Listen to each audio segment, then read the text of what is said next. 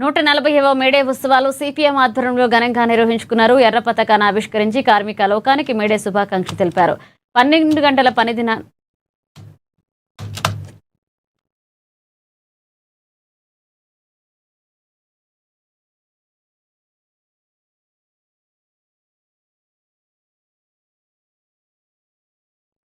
12 గంటల పనిదినానికి వ్యతిరేకంగా కార్మిక సంఘాలు కలసికట్టుగా ఉద్యమించి కార్మిక చర్యలు సాధించుకున్నాయంటూ సిపిఎం కార్యదర్శి మల్లేష్ అన్నారు.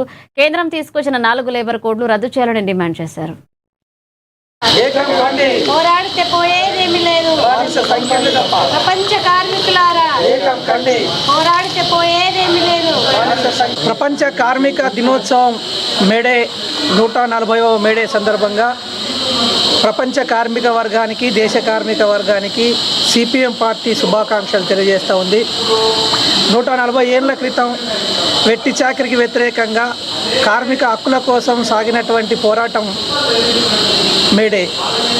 ఆ మేడేగా ప్రపంచవ్యాప్తంగా ఈరోజు ఎర్ర జెండాల్ని ఆవిష్కరించుకొని కార్మిక వర్గం తమ హక్కుల సాధన కోసం పునరంకితం అవుతామని చెప్పి దీక్ష పూనేటటువంటి రోజే మేడే. ప్రపంచంలో 8 గంటల పని దినం కోసం 1886లో పోరాటం జరిగిన ప్రపంచవ్యాప్తంగా 8 గంటల పని దినం అమల్లోకి రాలేదు. 1917లో రష్యాలో ఎర్ర జెండా అధికారంలోకి వచ్చిన తర్వాతనే ప్రపంచవ్యాప్తంగా 8 గంటల పనిదినం అమల్లోకి వచ్చింది. కార్మిక హక్కులు వచ్చినాయి, చట్టాలు వచ్చినాయి అని అంటే అది ఎర్ర జెండా యొక్క పుణ్యం, ఫలితం తప్ప ఇంకోటి కాదు. భవిష్యత్తులో కార్మిక వర్గం ఎర్ర జెండాను బలపరుచుకోవడం కోసం ఎర్ర జెండాల నాయకత్వంలో పోరాటాలు చేయడమే కాదు, ఎర్ర జెండాను అధికారంలోకి తీసుకురావడం కోసం పనిచేయాల్సినటువంటి అవసరం ఉంది. ఎర్ర జెండా సమస్య వచ్చినప్పుడు ఎర్ర జెండా బట్టి ఓట్లు వేయడానికి వచ్చినప్పుడు మాత్రం ఇతర జెండాలకు ఓట్లు వేసినటువంటి కార్మిక వర్గం పునరాలోచన చేయాల్సినటువంటి అవసరం ఉంది.